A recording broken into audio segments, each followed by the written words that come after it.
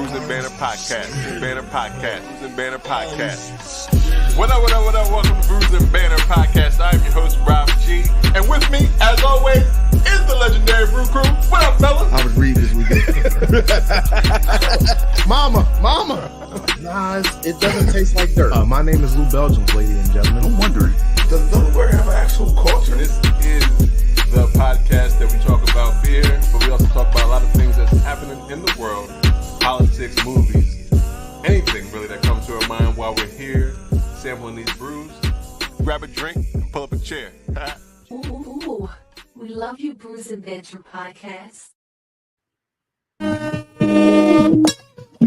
Totally. That is when you try to place it out your mind, but you can't turn the radio down, and you can't think of anyone else.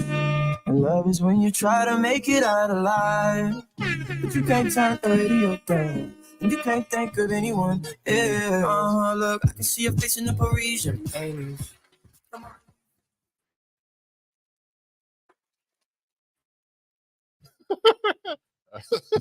You were frozen. That's why I'm laughing. Crazy, man. You were frozen. That's why I was laughing. And it looked crazy. I know. As soon as it came up, as soon as it started.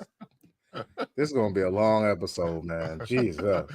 I had to start it off with my one of my son's favorite artists, Dominic. Oh, yeah, that's what's up. I don't know his head now. What up? Welcome to Bruising Banter Podcast, where the topic is the rockin' and the brew. Well, happy to fuel. I'm your host, Rob G. And with me, as always, the Legendary Brew Crew. What's going on, Lou? Hey guys, how y'all doing out there? Shout out to 302 Yoda. Yeah, man. What's up, Yoda? On his way to recovery. Coming back soon, guys. Yeah. This is episode 217. I don't know what I was about to say.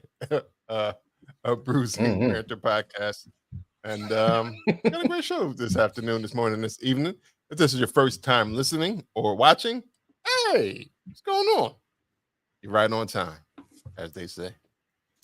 And if you are a returning listener or viewer, hey, you're right on time, as they say. As they say in all. Welcome. Always. Yeah. Welcome. Before we jump into it, I always, and this is the question people can answer if they're watching this or listening. Do you trust people who don't move their arms when they're walking? I do not. You know what? You never the person who just don't walk. So you don't you actually look at their walk and like I can't trust that motherfucker because if you see them coming and they don't, and like most people sway their arms when they're walking. Every time I see this one dude, I'm like, yo, you look like shady. I never noticed people not swaying their arms. Because it's unusual. So when you do see it, you be like, yo, that's crazy. I don't know. But it's so crazy to you that you're not gonna trust them? I don't know. I was just joking. But it was just funny that all right. I was looking at it the other day. I was like, yeah. Because he kind of looked kind of shifty too, the way he was walking. And did you know God? Sway of the arm? Did you know no, man? I didn't know him. No, I don't know. But I see him all the time. Yeah, he could be a serial killer. He could be a murderer. That arm movement is crazy right now. Like none, non-existent. But yeah. I don't know if untrustworthy, but weird is definitely one of the things. Yeah. Definitely a weird man that doesn't move his arms. Like you need that extra energy. Like you wasting energy. Right. Like all that extra energy in your legs, like you could just be using that with your arms and. Yeah, because the arm is supposed to give like the momentum, ain't that the thing? Exactly. That's what I'm saying. Like that's part of walking. Using your arms is part of walking. Oh well, maybe that's it. Maybe he is training his legs, so maybe it's like a leg day type of thing. Like it's always he just concentrating his muscles. I don't know. He in leg training, heavy leg training. That's I should stop him one time and say, "Yo, my man." What are you working on here? Yeah, what's going on here? You know the momentum will carry you through. Yeah. All right. Anyway, sidetracked. This is episode 217. That's good. That's Banter. 217. So then we have a great guest with us this afternoon, this morning, this evening, whenever you're watching, listening, or any of that. We have one half of the duo of Black Brew Movement. We want to bring in Courtney for coming through. Let me bring her into the podcast. Hey everyone. Welcome. Pew, pew. I'm supposed to get some sound effects, right? Yeah, you ain't here? I'll give you a Oh, clap. no. What you need? I didn't hear. Okay. Well, thank you guys. Thanks You for ain't hear the having clap? me. Happy to be here. I didn't. I She don't didn't know. I ask for might the be. clap. She asked for some pum pums. I don't know if we got no pum pums though. You heard of the pum? You got pum pums on No, there? you don't get no pum pums off the jump. Right, you gotta earn a pum pum. There we go. That's not just. Oh, for that's the anything. pum pums. Okay. Yes. Okay. All right. Your But you version don't of get that pum just for just our coming version on. of pum pums are different. Okay. Gotcha. Oh, you But thought yeah, she was that's what talking I was about talking gunshots? about. I think she was saying. Yeah, pew, well, pew, pum pew, pum. pew. Yeah, pum pum. And then Yeah. she kind of did that too. So Oh, I don't sorry. No. Nah, You guys played the right don't say thing. sorry. We're good. Okay. You see, I I'm knew what she moving. meant, I'm but moving. because she says she has listened, so she knows. I don't know what is that called. Actually, what is the official? Is that a siren? A I have horn? no No. idea. A horn? Sounds Is that right. We're gonna call it the pum pums today. Like I don't know. I guess maybe it does say horns. It sounds like horns to me. Yeah, but is that what they like? You know how they say running water or Right, breaking glass? Like Like what what's are they the name called? of the actual drop? And I gotta go look and see what the sound is. I know I downloaded it on here. More banter that doesn't make any difference. No one cares about Oh well, never mind. Well, we want to thank Courtney for coming on this afternoon, this For morning. sure. Thank you so much. Appreciate you. We got a air horn. There you go. Let's see. I can always air horn. There it Yes, is. I had half of it right. See, you can always count on your significant other to help you through. They keep you Yeah. tight. They keep you right. Mhm. Absolutely. I would never know air horn. I should have known And that. it seems so. It seems so easy too. It's Yeah, so easy when after you said say it, it's like, okay, Yeah. yeah, it sounds like an air that's horn. it. Yeah, I got it now. But like I said, Thanks, this is episode 217. Want to thank our guests for coming on. Before we get into it, you want to introduce who you are and why you're here this afternoon, this morning, this evening? Sure. So my name is Courtney Romani. And like Rob mentioned, I am half of the founding team of Black Brew Movement.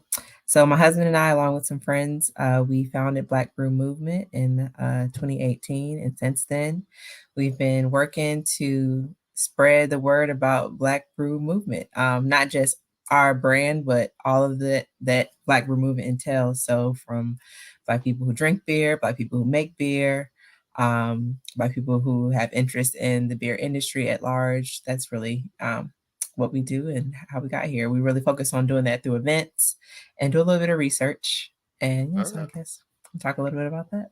All right. But so before we get too far around, we always like to know what everybody is drinking on. So I have jumping the gun. I gotta sorry. ask you what we Sorry. drinking on Sorry. today. Okay, sorry. Listen to the podcast. Courtney, I'm gonna stop him though because you kind of jumped the gun asking her about her Black Brew Movement without talking about this beer that she about to tell you about first. So, and she says she's watched the show, so she kind of was all thrown off, like I was, because I have no idea where this was going. Because since I didn't say her last name when I introduced her, I wanted to make sure I jump in and make sure she gave us her last name correctly because I didn't want to butcher her last name. And I let her know in advance that I would not be able to pronounce her last name. I feel like you would have did all right. It's really I feel like easy. you would have did all right. It's spelled. Yeah, it's pronounced how it's spelled. A lot of people overthing it. Yeah, and that's probably what I would have done. Because once you start putting extra that Y and after, see, too many vowels in there, I'd be like, I'm out. But before we get into it, we always like to know what you're drinking on. So what are you drinking today, Courtney?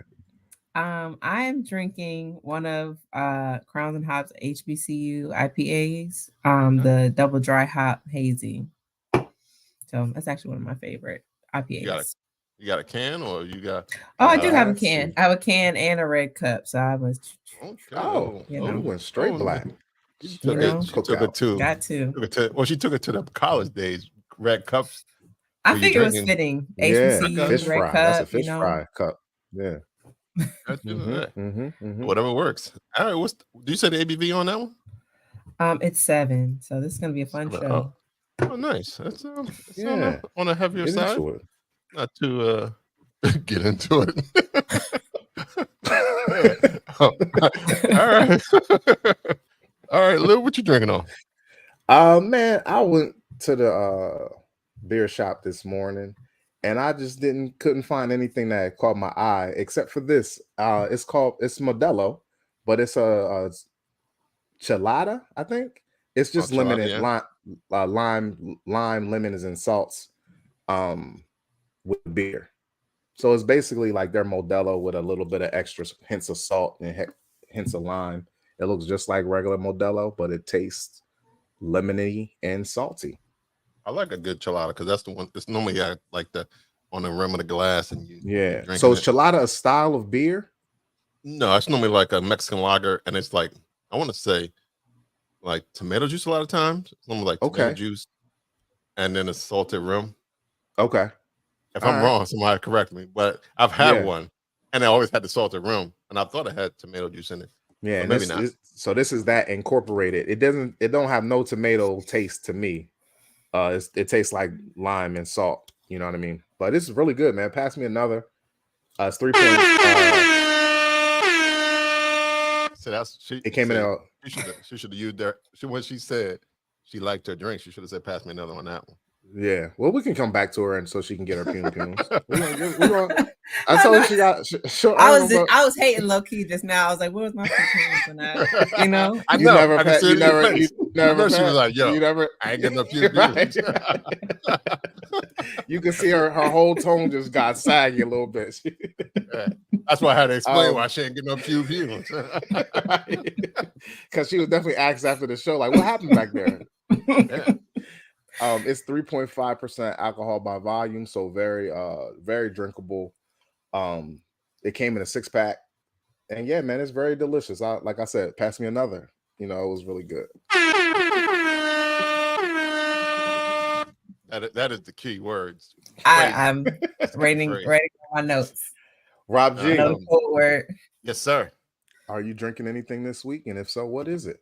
Yeah, I'm actually drinking from Dewey Beer Co. I have their Thrills. There it is in their yellow thing. It is actually their smoothie beers, which is pineapple, small lettering, and I'm getting old. Pineapple, orange, and vanilla. It's 5.25%. They want to make sure you got the accurate, so they went out to the 2 decimal points. 5.25% ABV. What kind of style you said it was? It's orange, pineapple, and vanilla. No, I'm sorry. The style. Did I say flavor? Oh, it's a smoothie beer. It's a smoothie beer. Okay. What's it look like? What's it look like, bud? Come on, man. It's thick and click, but it's thick. What you say? Thicker than a what? I didn't say thicker than anything. I said thick as a click. I don't know. Oh man, I thought. Never mind. I didn't say. I'm sorry. I thought you said something else. What you thought I said? Nothing. It don't matter what I thought. This is a family show. Yeah, is it? No, but we got people who got families on here. That is true. All of us have families on this show. All right, that's what I'm saying. So I guess it's a family show. Yeah, absolutely. It is. That's a beautiful glass. It's a beautiful glass. Yeah, it is awesome. Hit me up if you want one. Yeah, hit me up if you want one. Yeah, that too. There it is. It's a thick. That does look thick. There you go. So you can't even see me. It's thick. Not at all. I mean, it's good though. It's not too. It's sweet. I was about to say not too sweet, but yeah, it's sweet. It's sweet as shit. Actually. Okay. Yeah, I was about to say. Usually smoothie beers are. Yeah, that thing is that's but it's not. So it has a little sourness in there. There's a little sour taste in there, but for the most part, it is delicious. Especially for non-beer drinkers, they always say, "Yo, I like Dewey Beer Co. Thrill subject. I mean, smoothie beers." So I'm gonna say, pass me another. All right, everybody is drinking. Oh, did you want to say pass me another, Courtney? No, I wanted to ask. I was actually going to ask you though. So we have 3 different ratings. We haven't brought this up in a while, so we might as well do it now. True. We have 3 different ratings for when you drink your beer, if you like it or not. The top rating, of course, is Pass Me Another. Most of the time we get Pass Me Anothers. That means we want multiple beers of this. The second rating is I'll have just one. Beer is good, but I don't want to keep on going. I'd rather just try a different style or just stop drinking beer altogether. And another for the day, not forever, not forever. And then the last and the worst one is keep that shit in the cooler. Some people say keep it in the cooler. But yeah, like why'd you even bring that to the barbecue? That was unnecessary of you to bring that Budweiser to the barbecue. So yeah, it's like the beer potato. Like you gotta ask who made the potato salad, who brought that that whack. Yeah, right. So Pass Me Another. I'll have just one, or keep that shit in the cooler. What would you rank your Crowns and Hops today? This is definitely a Pass Me Another. All right. Yeah, attitude definitely changed as soon as it changed. She heard it for herself. I'm happy for you right now. I'm not really happy for you. Monumental day. yeah. We're gonna have a great episode now. Oh yeah. It was looking bleak at first. Motherfuckers didn't give me my pass. They didn't give me the horn. I didn't get the pum pum. What's going on?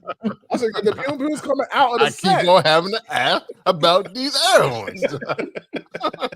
I listened to enough episodes to know this air horn. They gotta be coming. Where am I? I ain't hear no cold words in none of the other episodes. But it's cool. I know it now. Yeah, you got some. You got them. Yep, there you go. If you say some good shit too throughout this episode, you just might. If Rob think what you saying is hot shit, you may get a pum pum. Yeah, you got some breaking news. I don't like air horns. I like pum pums actually. I think. Oh, you rather say pum pums? Absolutely. Like Erica, thank you for telling us what the correct word is, but the slang, the shot stack, a lot of vocabulary. People do go, yeah. They try to make it. I get it, but I also think gun as well. So it can go either way. All right. Yep. Well, we've talked enough about not Black Brew Movement. It all comes together. Pew Pew is part of the Black Brew Movement story. Hey, there we go. It is now. It definitely is now. It will definitely be in the byline somewhere. Yeah. So I know you gave us a little overview, but just talk us back to the beginning of how Black Brew Movement all came together. And so once again, we want to welcome Courtney for coming through on the podcast. Yay. And the proverbial floor is yours. All right. Well, thank you all for having me. So Black Brew Movement really just kind of came out of curiosity. So my husband, then boyfriend, when we first started, he and I, along with another set of our friends, we love to go to breweries. We love to drink beer. And whenever we would go, we would never see anyone in there that looked like us. Kind of the similar story of everyone that kind of got started in the craft beer space. And from there, we just, took it upon ourselves to ask the question of why.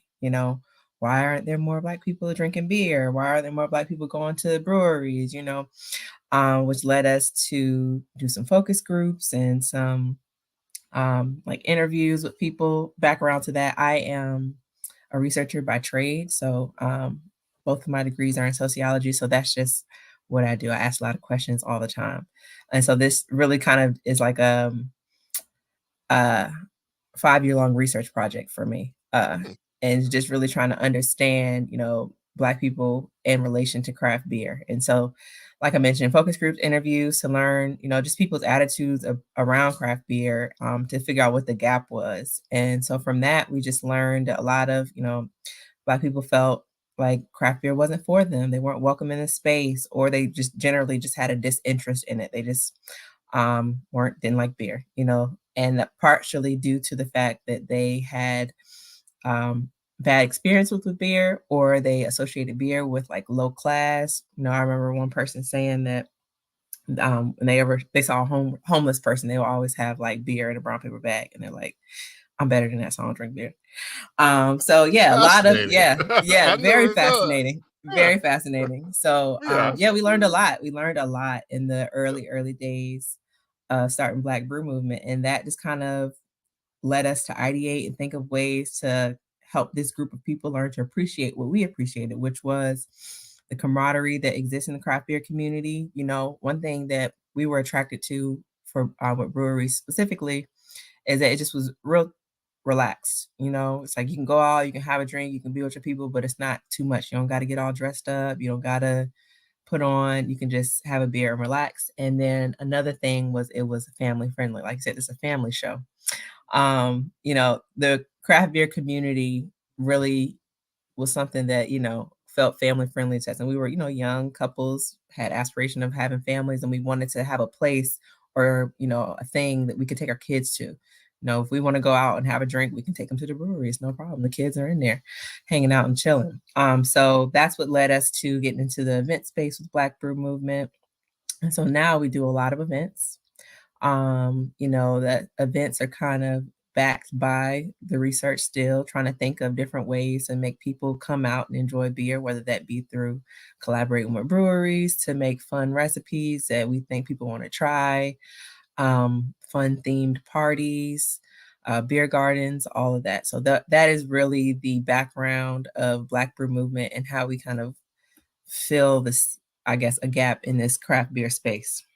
Side note, if you take your kid to the brewery, you watching them kids, right? Because I don't like folks that don't watch their kids at breweries. No, we watch our kids. I mean, our boys are babies right now, so they're just like attached to us. But yeah, no, we don't do the kids running wild thing. Because a lot of breweries are now saying, "Nah, you know what? That was not a good idea." That brings really, I haven't seen that.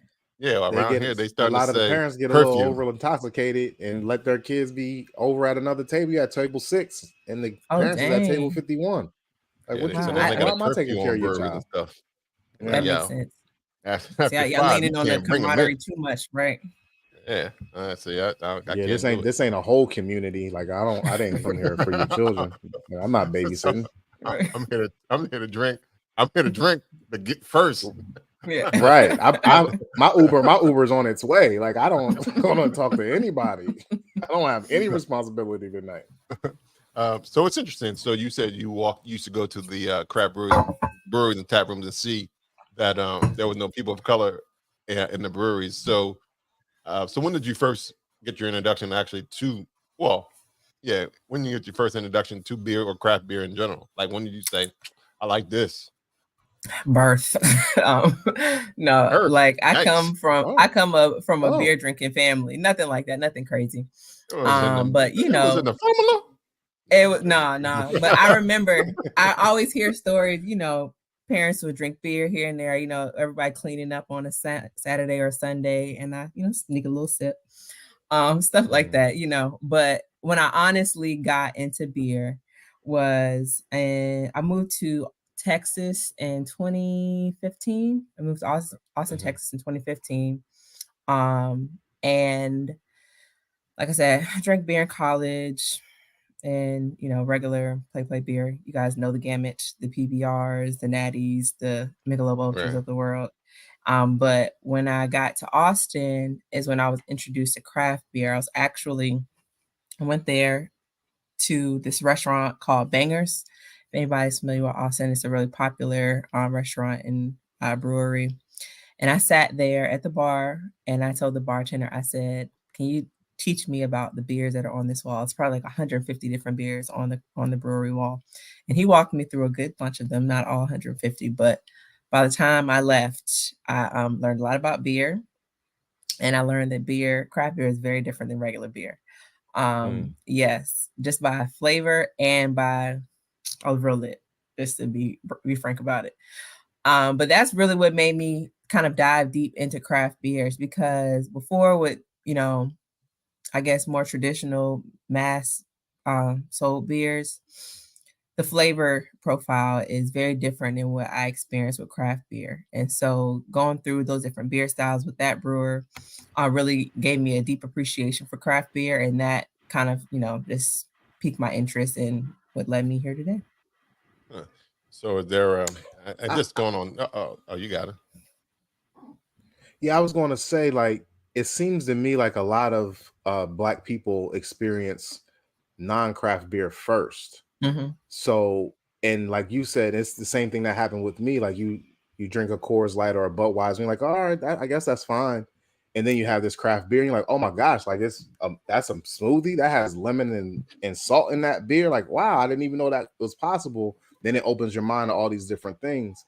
What do you guys see or can do that actually breaks that barrier that where people of color, Black people specifically, can get past a regular Coors Light or Budweiser and get to the more flavorful craft styles? How do you bridge that gap? Or has any research shown how to do that? That's a really good question. And I would say we have figured out a way to do that, because the scenario you just outlined, there's two sets of people in that scenario. You have the people like us who, drink regular beer, and the transition into craft beer was seamless because beer was just a part of the mix, and then you just happen to try different type of beer. And so the transition was a little bit more seamless. Then you have the other people who drank the Coors Light, the Natties, the PBRs, and they swore off beer because the taste just wasn't something they can rock with. And for those people, what we've learned is that obviously taste is a big part of it. And so really educating people about the difference between craft beer, and really focusing in deeply on the flavor profiles, because, when people who, kind of have sworn off beer, they're used to that beery taste. Everyone knows what it is. And, when you are trying to convince those people about craft beer, you really have to sell, the lemony flavors, the smoothie flavors, the guava, the this, the that, because that's the thing that piques their interest. One thing that we started doing at our early events was, people would tell us, oh, I don't like beer. We would, rephrase it and say, what kind of candy do you like? Do you like candy? Do you like fruity candy? Do you like chocolate? Do you like sour? Do you like this? And those are ways to mentally get people in a different mind state. So when they taste the beer, their taste buds are experiencing something different than a traditional beer style.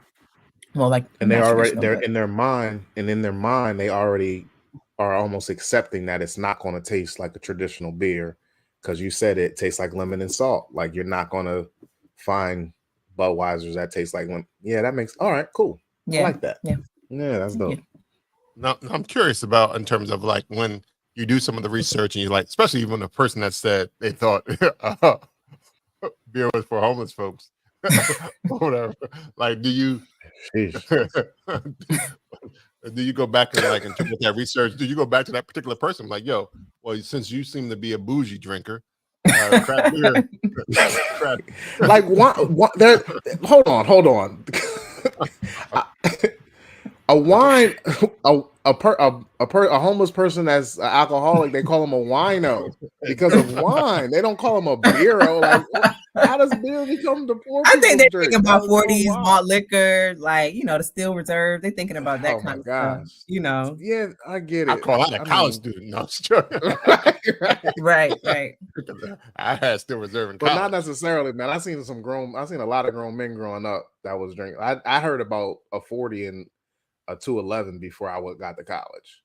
True, because they were the cheap beers to drink around the way. Yeah, dang, that's such a stereotype. Because that's not. They don't even have that in the suburb. I can't get that nowhere I live. I got to go into a certain liquor store to get a 211, and that's like 15 miles away from me. Yeah, like I'm curious. Like when you say you like throw events and stuff like that. When you throw events and stuff.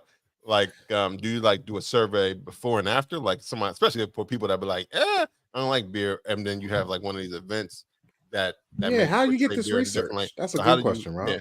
So we actually, full disclosure, have been just doing some anecdotal stuff this time. We haven't done any hard research in a while, just due to capacity. But we do a lot of qualitative research, if you want to get technical. So asking people questions, while they're at an event or a brewery, asking them what they like about a beer, what are the things that, they're interested in, thinking about the flavor profile. And then beyond that, asking about the environment. So what about this place did you enjoy? Was it the music? Was it the food? Was it, the atmosphere in general. And a lot of that is just stuff that we, take notes of. We haven't done any surveys in a while, actually. We haven't done one since a beer garden like a year and a half ago. But we do always inquire whenever we have events, what people are interested in, what they like about things. And we keep note of it. And, we write it down. Whenever we're partnering with another organization or brewery, we make sure we bring that information to the forefront, because that does influence a lot of the decisions that we make in terms of like our beer collabs. And that's one of the biggest things that I would say the research or the questions that we ask influence, because one of our main goals is to get people to drink more beer. And so we have to make beer styles that we think people who may not necessarily be in the craft beer community already would find palatable. Okay. Now I'm curious to know, like, because I know you mentioned beforehand that the other half of Black Brew Movement was at one point boyfriend, now husband. Was there a mutual passion for beer, or was that something that either one of you kind of brought the other person along? I would say I brought him along. Definitely. He dabbled in beer. He drank some shandies here and there, but he wasn't, really interested in, I told you about that one, diving into like the IPAs and the Tripels of the world. And so we really kind of learned more of it together, but now he's like a beer expert, because, I would say he knows more than me when it comes to beer, just because after, the fun part of drinking it and learning it, he really studied it to learn, more about everything that goes into beer. Stuff. Yeah, exactly. No, he's into science, so he really has. He took a deep interest in that part of the beer making process. This was because of just starting the organization, but also we got a really great opportunity when we first started out to be beer stewards at a beer competition at in Richmond. And from there, they really kind of that sparked his interest in learning the depths of it. And then we learned obviously about Cicerone program and all that good stuff. So from that, he's deep in the beer game. Like he's deep. Now, for somebody who don't know what a beer steward is, what is a beer steward? So a beer steward is a person basically that walks through a competition to serve all of the judges, and we assess the beer to make sure that it is prepared in a proper way to be judged. Gotcha. All right. Okay. I was about to go somewhere with my question, but I lost it. Never mind. It wasn't a good question, I guess. Going back to the creation of Black Brew Movement, what was the collective effort in terms of your logo? Simple thing. Like in terms of what does the logo represent, and how did it came to fruition? That's a really good question. Let me show you guys our logo. Let me just say, I had nothing to do with this. My role was to ask the questions and figure out what was going on. Like when we first started, it was 4 of us. The other half of the half, well, the other half of the whole, I don't know. They are in North Carolina now. So Phil and Simone, they were actually the creative part of Black Movement branding. And so a lot of this logo was inspired by him, really just thinking about how we can make a statement, how we can, have a logo that was, timeless in a sense, but was still cool and fresh, that people found intriguing, and that was Black. So that was it. I don't know. I'm sorry. I don't know if we ever asked the question, where are you guys based out of? Because you said the other 2 are based out of North Carolina. We didn't ask that question. Yes. So we're in the DMV, in Maryland specifically, but most of our events are in DC.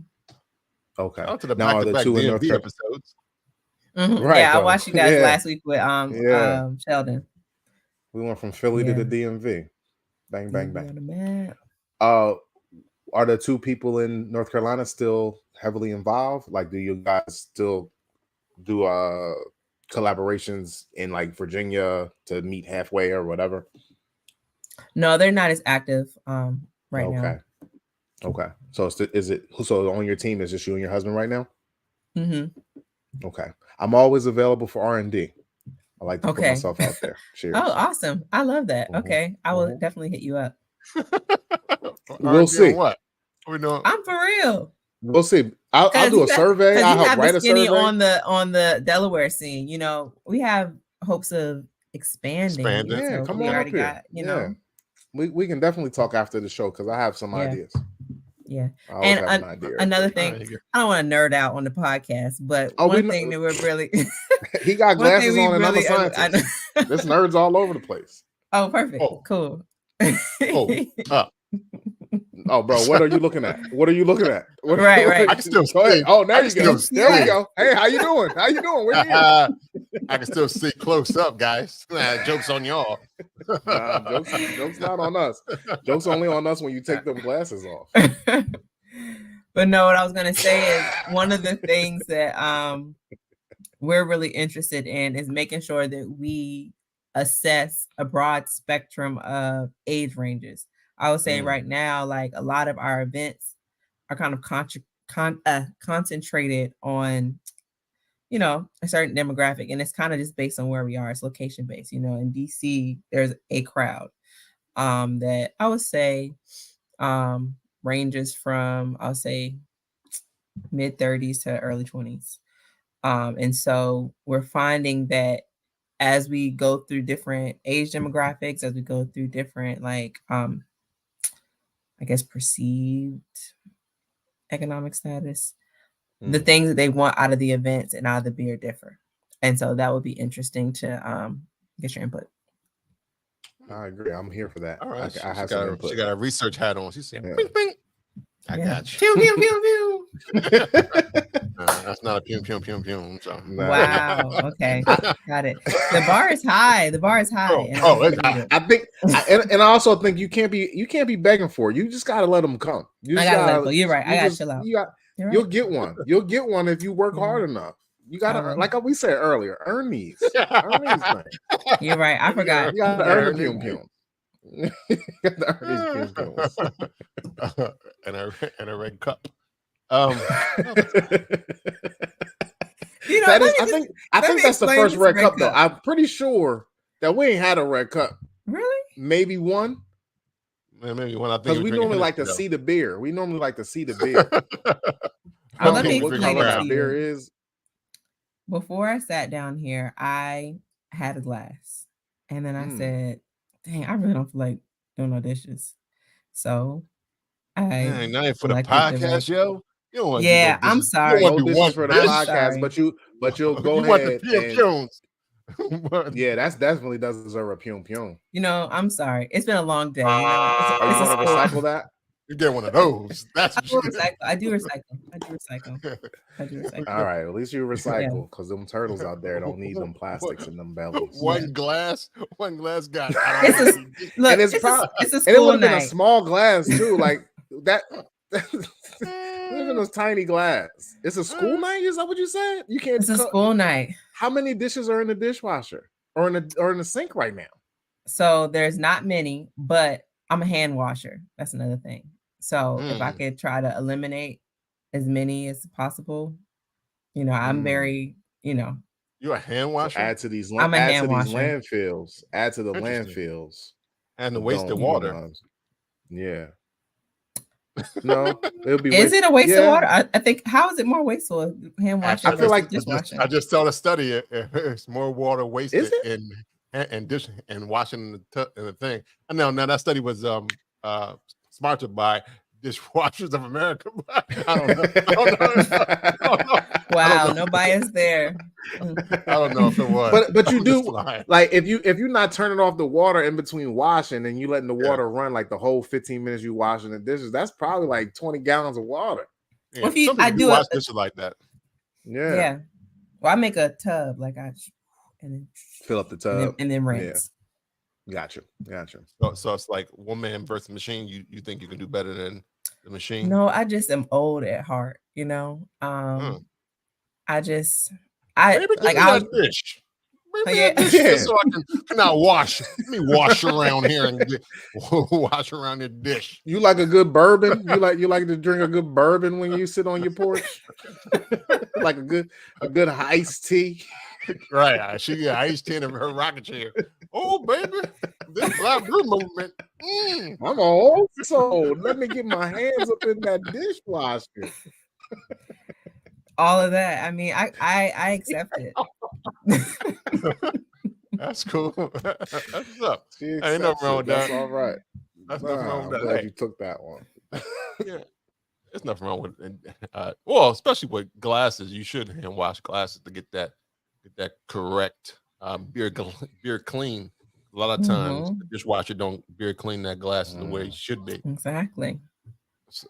So you want that nice ring around the glass. Yeah. You know what I mean?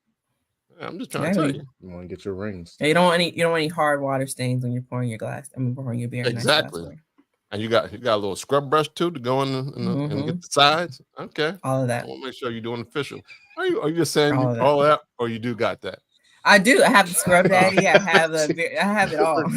Because the way she you said, you go see her sink. Yeah, you go see her sink, and it's just a little rag that's been there for the last 6 months. No. I don't believe that. But that's the way you were. You was co-signing real easy and quick. Yeah, that's why. But you got it all. Yeah. Okay. Yeah, she was shaking her head like, "Yep, sure, whatever you say, brother." That's why I was questioning. But okay. Did we go back to your love of beer since you were 9?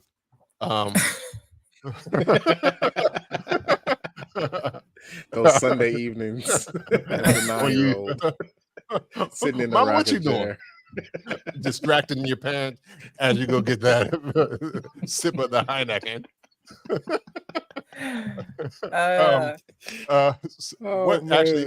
What actually is your favorite beer style? Like, do you have a favorite beer style, or even favorite beer that you love? Like, you can always count on. Like, yo, I need this beer right here. This stays in my fridge. I would say I don't have a favorite that stays in the fridge, just because we always have beer kind of rotate through the house, just like for events and stuff like that. But I would say my 2 favorite beer styles are sours and stouts. Okay. I love those 2. Hey. Yeah. All right. We can drink together anytime. Cheers. Okay, good. Perfect. Cheers. Two opposite ends of the spectrum a little bit. Yes, definitely. Do you like for sure, like a barrel aged stout, or you just like a non-adjunct, the straight stout? I'm not picky with the stouts. I like barrel aged. I like them straight.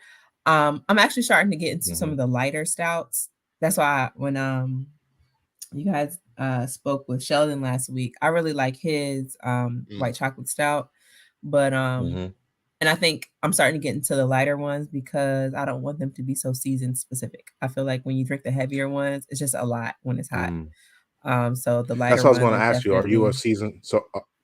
Okay. Are you a season specific stout drinker, or is that? I shouldn't ask that question because you just answered it. Never mind. But yeah, no, I'm not anymore. There you go. Do you partake in the shandies too, or not? I got a shandy in my refrigerator, actually. I got a shandy in my refrigerator now. I think about it. Sorry. Well, but it's not Lunakugel. It's a local brewery that had a shandy. So shout out to them. But because I did have a lot of Lunakugels in my day, because them things is nice. Yeah, back in the back before my craft beer journey, I was drinking a lot of them lemon shandies. Yeah, Lunakugel, Blue Moon. Before I knew better, I mean, I was in there. I mean, I drank a Blue Moon, but I guess I never went through a shandy era. Like let me just say this: I don't like sweet beer. But how do you like? So your sour is like okay, sour. Yeah, sour. Well, let me be clear, because I was not clear. I don't like shandies. That's just it. She said, I like my lemonade the way I like my lemonade straight. I got you. You like like elimination. No beer. I got She you. said, "Let me be clear. I just don't like shandies." Ain't nothing wrong with that at all. That was funny. So it really was the Black Brew Movement. She was trying to get her husband away from these shandies. Like, yo, you gonna have to get something else, son. Yeah, I got you. Yeah. Okay, conspiracy. C-O-N. he just like I love him enough to make him get out of these shandies. I had to elevate. Like a shandy? I had to elevate him. You know, I have not seen a shandy in a long time. It worked. So. Yeah, it worked. Got the man in, got him off these shandies. She got him in that yeast and malts and Brettanomyces and all that stuff, and he forgot all about it. He liked beer and lemonade. He forgot all about that flavor palette. I should buy him some shandies next week. So I'm like, hey, see what he do. Yeah, Throwback Thursday. I want that shit. I don't buy one of those shandies. Well, especially after she listens to this episode, be like, yo, you talk real greasy on shandies. Now you want me to drink them? You told everybody that's my favorite drink of choice back in the day. You told them back in the day, though. You make sure I don't drink no shandy shit now. He likes shandy. Right. Oh, no. Yeah, he's still sneaking on the low. when they ain't together, he bring out the shandy. Shandy, please. 3. Make 3 for me. Just give me my bottles right now. And then when I'm done my 3, I take another 3. Yeah. Shandy man. He called him a Shandy man. Oh, goodness. He is evolved. In front of you. In front of you. You know, this could be true, but no. When he out in the town by himself, what you got? Shandy. Hey, nothing wrong with that. I like shandies too. So power to the shandy movement. Okay. I see what's going on here. There's no shandy movement happening though. Like that power to that. I don't think that's if people don't like stouts in the winter. No, it's a black brew movement. It's a black brew movement. It's not a shandy movement. Let's focus. Right. But I'm saying shandies are a solid spring, summer beverage. I mean, hey, different strokes for different folks. People like what they like. I agree with that. Right. As she rocked back in a rocking chair. Gotcha. Different strokes, baby. Give me reach around and give me that. Yeah, okay. You reach around and give me that lemonade. All right. So this this year, Mark, was this your, I don't know, was it the first year you were at Barrel and Flow? Was this the first year you were at Barrel and Flow? Officially Barrel and Flow, but we went to Fresh Fest in 2019. Now, do y'all don't? Okay, but that was our first year too. Y'all don't vendor anything out there, or put up, or like in terms of that stuff or anything like that. We haven't, but we would like to. The first year, I kind of feel like the first year and this year were the same. The first year we were just going to fill things out because we just kind of had just started the Black Brew Movement, so we wanted to see what it's about. And then this was the first time since Barrel and Flow, so I was going to fill things out too. But in the future, we'll probably, vend, have a collab or do something like that. So I'm always curious, what was your thought on since your first iteration of Barrel and Flow? What did you think about it? I enjoyed it. I really had a good time. I think it's a great festival from top to bottom. I really love how they tie in, the, I guess, educational stuff through the symposium or panel. Love the bottle share. And then the festival is really well put together.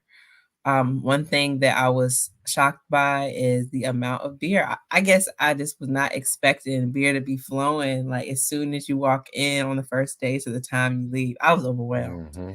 Yeah, a lot of beer, I mean, obviously it's a good thing for people who come there to drink beer. I tried a lot of different styles and a lot of different breweries that I'd never heard of, which was really nice. But I couldn't keep up. I agree. Now you tell one of the things that you do with Black Brew Movement is collaborations. Is that like like beer collaborations or just like events? Like, so have you done beer collaborations as well, or is it just collaborating event wise? Beer collaboration. So that's one of our I guess missions is to do a beer collaboration every year for either Black History Month or Juneteenth. And so our partner that we've been working with locally has kind of been our go-to for that. But moving forward, we want to kind of branch out and do some more collaborations with other breweries in the city. And then we also are looking to do a big collab amongst the local Black Brew Movement. So okay, all right. So what was the last collaboration you did?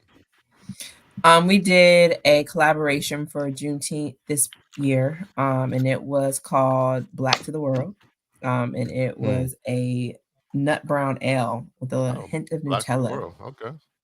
Black to the World. Yeah, it was really nice. If you guys would have made out the Mega Fest this year, you could have tried it. We poured it there. Oh, nice. And yeah, so I mean the inspiration for it was really just to kind of pay an ode to everyone that has supported the Black Brew Movement since the beginning. We've done a lot of branching out, we've done a lot of collaborations through events and other things. But we really wanted, the people who started with us at the beginning to know that the mission has not changed. Our goal is still to elevate, Black brewers, Black consumers, Black farmers, Black chemists, all the people that go into making beer what it is. That's still our mission. And so we just wanted to kind of elevate that and, commemorate that through the beer. Also, in addition to that, this December, it'll be 5 years of Black Brew Movement. And so we wanted to,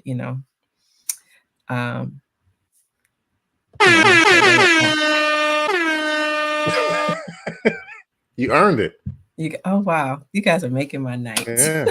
I wasn't, because her face still said, yo, that sounds like a air horn worthy process. It did. She paused a little bit. She paused a little bit like, whoa. I thought he was going to say something.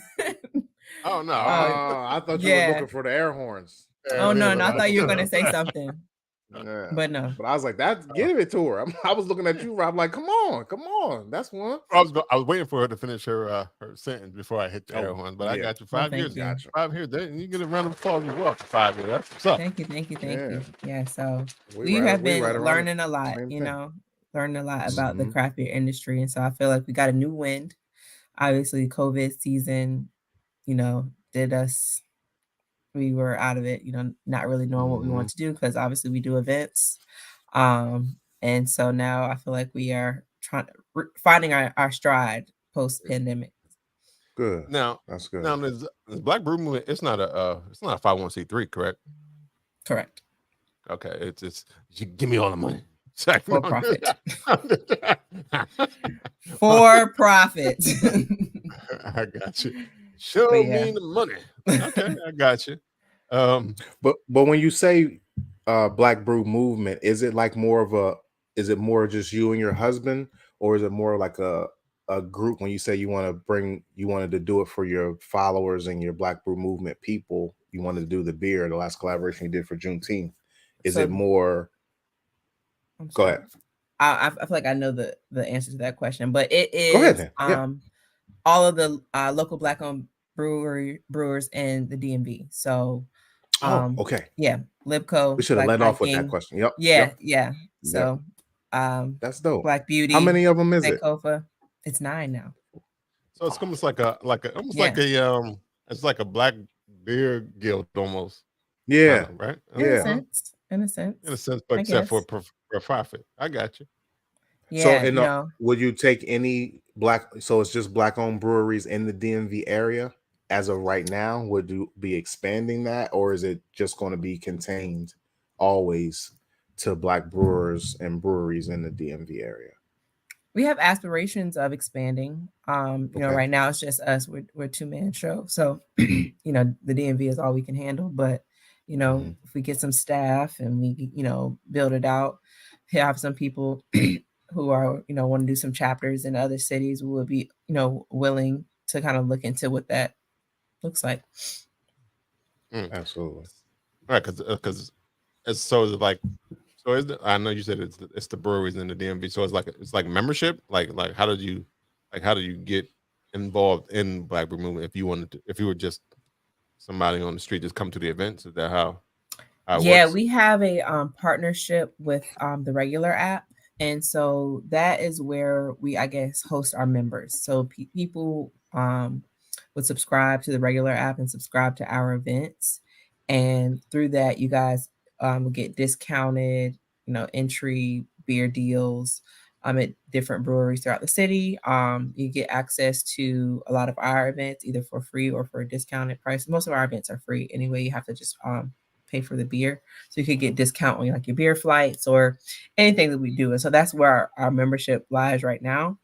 And then we just refer to Black Brew Movement as anyone who is a follower of ours, so on our mailing list or follows our mission. So we're now members of Black Brew Movement if we choose. If you so choose. All right. I choose. Choose. We accept. Nice. That was easy. I love your application process. That application process was fast. That was verbal. Verbal applications. Nice. So you talk about the now that COVID is over. Right. Is it? Hold on.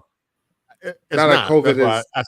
That's why I paused, because. Okay. All right. You just taking a break. She'll be back. COVID is just a flu now. Flu, COVID, it's all the same now. That's how they rocking with it now. Is it still? Hold on. Sidebar though. Is it endemic yet? Has it become? Is it still? Are we still in the pandemic, or has it become endemic? They said pandemic over. They said pandemic was over, and that's officially over. In May. In last May. Okay. I think they said so. It's endemic now. Yeah, they said pandemic over. Start paying your student loans, homies. Literally. And over the last 3 months, I've seen it seems like more. It's been a surge. Like I've heard of more people talking about I have COVID now, and than the last year or so. Yeah, well, that's because now more people are. I don't know. People probably stopped testing and stuff like that. And now more people probably going back to testing. I think it probably never stopped. It just people are like, yeah, we good, we straight. I think that wasn't my question. My question was, with the wind behind your back now and stuff like that. So, do you have any your mainly events and collaborations? Do you have any events coming up in the near future that people can come out to and hang out and know more about that Black Brew Movement? Yeah, we actually have one of our big events for the year. We have our Black Beer Garden at Art All Night. This is our 3rd annual. This month it's going to be on the 30th. Okay. So it's the last Saturday of the month.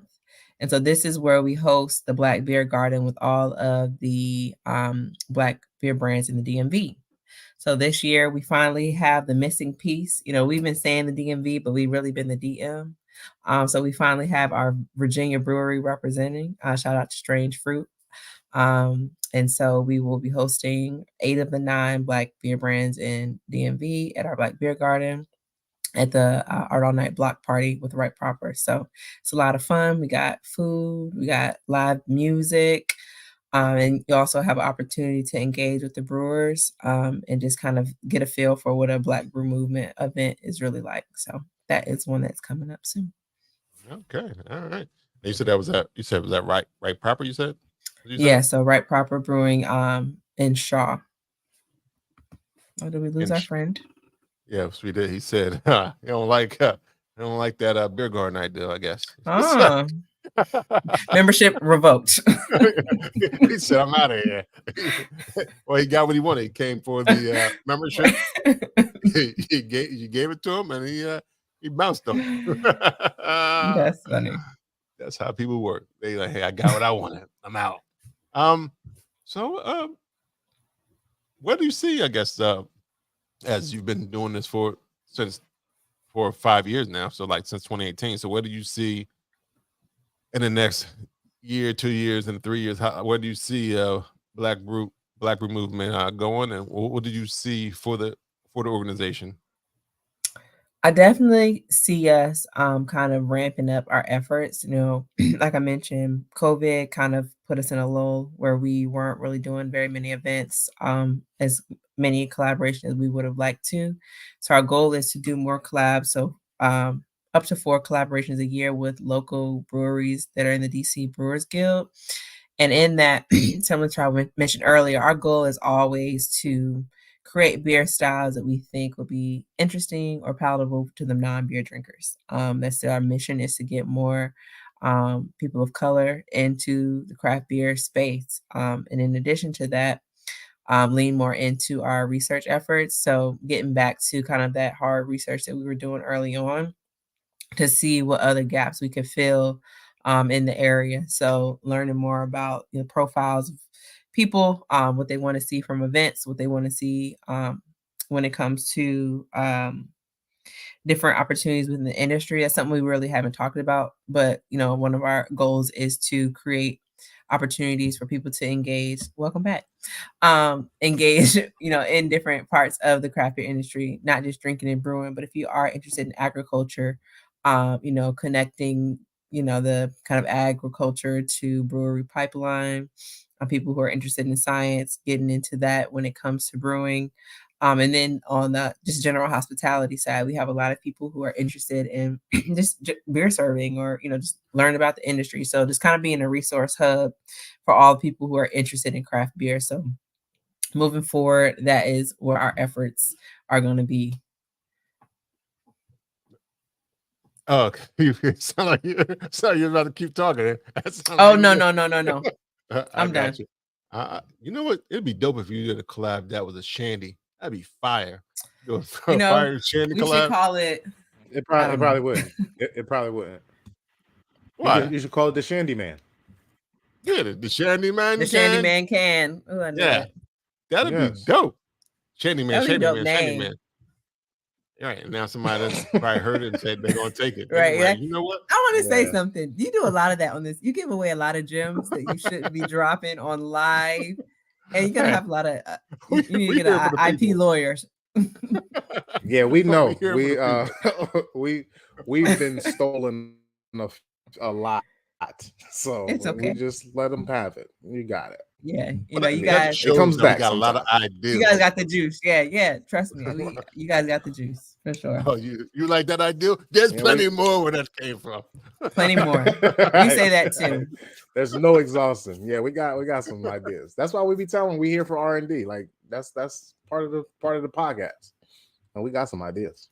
But no, we may not have Wi-Fi connections, but we got ideas.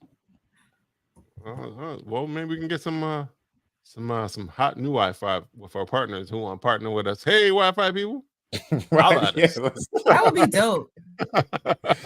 Yeah, make sure this internet don't go out. I want to stay on. I need this the whole time. I need that.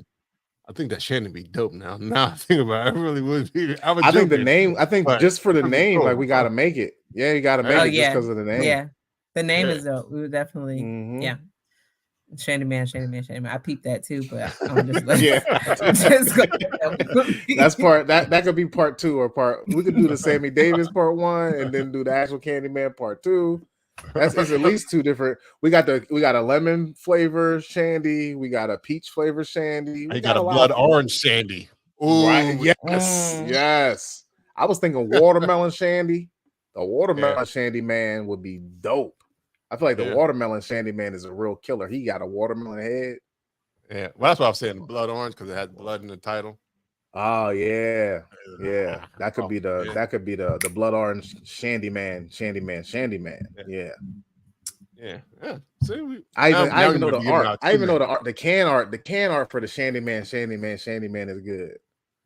Just had a watermelon head in the mirror. Okay. All right. So I know you talked about the event that's happening on September 30th. Do you have any actual more collab beers? I know you did the one, or do you only focus on Black History Month or Juneteenth, or is it just rotating? As of now, no collab for this event. Just going to be bringing back the Juneteenth collab, but in the new year we're going to have a new collaboration. So stay tuned. Is the Juneteenth collab? You want air horns? You gotta get that up. Is that on sale? Is that on sale? No, it's not for sale. It's only available by event or on tap at Right Proper. Okay. So it's in it's like in the 6th or it's on at the events. All right, gotcha. How about crowlers? You got any crowlers or anything? It can be. Huh. All right. I'm just curious. Yeah, we got options. Just R&D. Yeah, trying to get your hands on it. That's R&D. How the R&D team. Yeah, that's what we do. That's what we're actually Brews and Banter Podcast, aka R&D. Got it. Noted. Mm-hmm. So, I think I don't know. Do you have more questions for Black Brew Movement or Courtney, Lou? No, I'm good, man. I just like what's going on here. I appreciate the Black Brew Movement. I hope it expands to the actual D in the DMV, which is Delaware, and we can get some of you guys up here sooner or later. But yeah. Is that what the D means in DMV? I appreciate what you guys are doing. That is not. I thought they did for the longest time, and I swear they should. But the people in DC be rocking. It's actually in order: Delaware, Maryland, Virginia. If you say DMV, it's not in order. It should be MDV. That makes more sense because there is no. I mean, DC is not a state. It's not even a county. DC is not even a county. Yeah. Yeah, it should be lumped in. I mean, it's not me. It's not me hating. It's the world. The whole country don't like y'all for whatever reason. I don't know. I wish y'all was a state. I want y'all to be a state. But they're not. No, they wish they were. And it should go. It should be MDV if y'all want DC to be included. Yeah, DMV sounds better. Yeah, Delaware should be included with that. I mean, it's actually a place called it's a company called Delmarva because it's DMV. Yeah, that is true. Oh, okay. I've seen that before. I've seen that before. Delmarva. Yeah. I like Delmarva a little bit more than DMV, but I mean, I guess me too. Yeah, I don't know. I never thought about that. I don't even know the origin of like DMV to have anything to say about that. I don't even know. Me neither. It seems like just like when people back in like the mid 2000s was just chopping shit up and making everybody had to be community wide here. We're here. So you're saying it's kind of you saying it's not kind of young then? You're saying DMV is a new termish? I feel like years, but we weren't saying DMV. We weren't saying DMV when we were in high school. We weren't going down to the DMV. I feel like since Wale came out, we've been saying DMV. Oh, like I feel like while not Wale maybe not started it, but Wale made it famous for me. I don't remember nothing before him. And till this day, I still think Delaware should be included. So I know you said you were you moved to Austin for a little bit, and I know I was about to wrap it up. So are you originally from the DMV? No, I'm not. I'm actually originally from Florida. Yeah. So I'm from Pensacola, Florida. If you want to get specific, Cantonment, Florida. Shout out. But what you know about us? Oh yeah, I know. What you know about that? Roy Jones in the middle. Yeah, you know. Y'all must have forgot. Y'all must have forgot. I know Courtney and I know Roy Jones. I know Pensacola, Courtney, and Roy Jones. We on the map. You know what's funny? Yes, I have a really good friend. He's like, you're the only person I know from Pensacola. And I always say, I know my friends from the same place Roy Jones is from. I said, I'm glad that I'm in the same conversation with Roy Jones. You're definitely in that sentence. You're in that sentence. Yeah. It's only a few of us out here. So whenever you see somebody from the cola. From out here. I was about to say, is that what y'all call it? Y'all call it the cola? And y'all don't leave the cola? Huh? Nah, they stay in. And y'all don't leave the cola? Most people don't leave the cola? Man. A lot of people don't leave the cola. It's one of those places. It's really called the cola? No, it's called Pensacola, but people say it kind of. No. I know the city's called Pensacola. Yeah. Oh yeah. Y'all slang name is the cola. Yeah. Huh. All right. Yeah, and then you got the country folks who still call it Pepsi Cola. Right. Yeah, it's an interesting place. It's an interesting backstory. So let me. So let me give you the full. So I wasn't like born and raised there. I grew up military. So I was actually born in Hampton, Virginia. Moved a lot of places in between Hampton and from middle school until I graduated high school. I was in Pensacola, so that's what I claim. Okay, that's why. Because my, what's the word? My fundamental like grounding years were in Pensacola. Yeah, those coming of age years. Those coming of age years. So I usually think like that time that you were in Pensacola, that is if you say I lived in Pensacola my high school years, I feel like that's where you are from. I don't know. Yeah, I think so too. It's always a loaded conversation when I talk to people who've, lived somewhere their whole life or whatever. Just as a military kid, it's always, you don't know what to claim. You claim where you're born, you claim where you grew up, you claim you went to high school, this, that. Right. But in my journey, I feel like I was there long enough for that to be my home. Do you have any roots in Pensacola still? No, my last root just got dug up. My best friend, not nothing bad. My best friend dug up. I was like, wow, I don't know where to go with that. I'm just gonna let you keep talking until we start laughing again. My best friend, she and I have been best friends since 6th grade. And so she was there and her family was there. So whenever I would go back, it was just to go see her family or like stuff like that. And so her mom is migrating out of Pensacola, so I don't really have a reason to go back. Yeah. Okay. Was your parents still military after leaving Pensacola, or they were just like, we're not going back here? Pensacola. It's a military town. So my dad retired and then he decided he's on it. Yeah.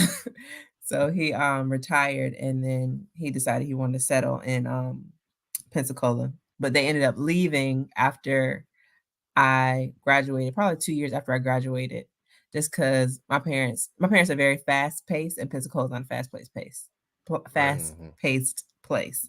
So they need a little bit more excitement. And I went kind of far for college, so they wanted to be close. I got you. So, well, if her job is to ask the questions, she know what questions are coming. Yeah, That's the marketing right there. She's doing some surveys. She's a survey lady right there. You only got to say 2 words. That was an 18-word sentence. He was like, just say the first 2 words. I got it. Right. Because I said this, I know they're going to ask this next. So let me have it. You guys get it's already in my pum chamber. It's in my chamber. I'm ready for them. There it is. You nailed it. You're doing a great job. Now, I'm not sure why I'm so fascinated. Pensacola, is that in the panhandle of Florida? Where's Pensacola? It is. Okay. It's in the panhandle. It's by Tallahassee, about 45 minutes south of Mobile, Alabama. Okay, so it is. It's like right. Is it close to Destin? It is close to Destin. We're probably probably an hour away from Destin. A little less than an hour. Okay. Depends on where you go, but yeah. Yeah, that's people call it Floribama. Yeah, it was a whole MTV show. To Del Marva, the Floribama, Yeah. Yeah, because they probably, I don't know. I wonder if they have. I guess now Florida's so diverse in terms of thought process. I wonder if people have culturally, is that panhandle culturally more like Alabama or is it more like Florida? I don't know. It's more like, well, it depends, because I mean, it's so funny. When I was in school and I would tell people I'm from Florida, people really interpret Florida because obviously Miami. Florida is parts of Florida, specifically Pensacola, is very country. It's very country. We have obviously the beach, and the beach is a destination. You ain't never lied about that. Beautiful beaches. What? I forgot you delayed. What'd you say? What about the country part or the? Oh, I'm delayed. I know. I don't even know I'm delayed. Yeah, y'all definitely country. Y'all real beachy and real country. Yeah, and so to like in terms of diversity, I mean, it depends on what part you're in. I would say it's not diverse. You have one or the other. I feel like Pensacola, you may find a little bit more, I guess, of a multicultural feel because of like people who are like transient due to the military. But people who are from Pensacola are either Black or white. And so I don't know if, that answered your question, but from my experience. Yeah, because it was always funny, probably because of Miami. When people say, "Oh, you country," they never put Florida in that conversation. It's never, they can never consider Florida country. It's interesting. You're right about that. Yeah. Huh. I think Central down. It wasn't a colony either. That could be something about it. They always think it's kind of foreign. Yeah, maybe that's what it is. I don't know.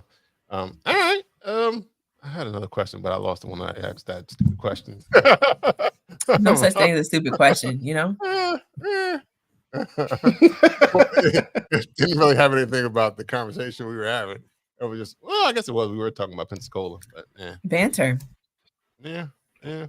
Oh, we can always banter, but we can always banter. But I was here to focus on, as the title of the episode says, Black Brew Movement and its mission. Do you have a mission statement? Do we have a mission statement? Yes, we have a mission statement. We're actually let me tell you, we're revising it right now. But if I have to give you the old one is to collaborate with Black brewers, Black communities, and connect Black culture through craft beer. Well, there it is. That's how we wanted to wrap up the show with exactly what the mission right there. is of Black Brew Movement. We want to thank Courtney from Black Brew Movement for coming on the podcast. Thank you. Thank you for having me. If I can make a request, I would love for you to try to say my last name. I think you can do it. I don't think I can. Hold on. Is it Romany? See? Yeah. Romany. Oh, Romany. Now, see, I would look at it and say Romany, but it's Romany. That all right, Romany. Look at you. You did it.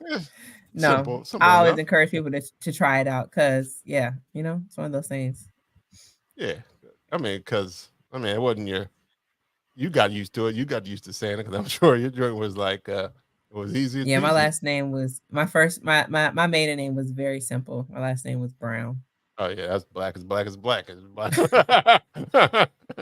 Brown is, yeah, you black. Oh, no. Courtney Brown, that's a black woman.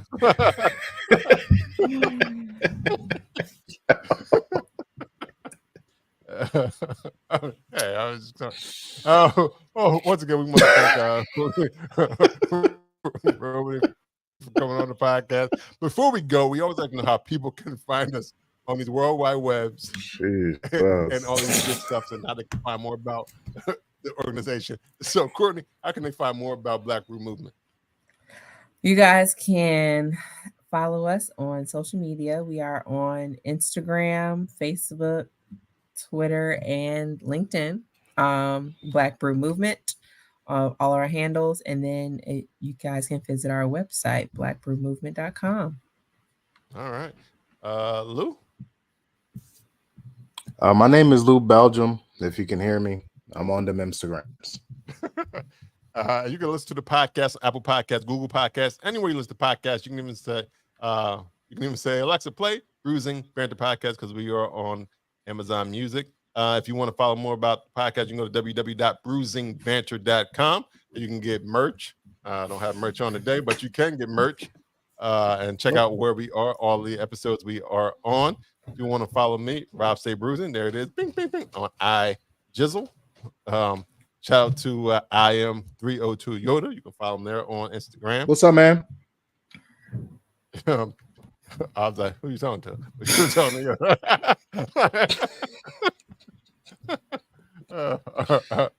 I was confused for a second there. No worries. Well, this has been episode 217 of Bruising Podcast. Until next time. Have a good week, everyone. Bang, bang, bang, bang, bang, bang, bang, bang, bang, bang, bang, bang, bang, bang, bang.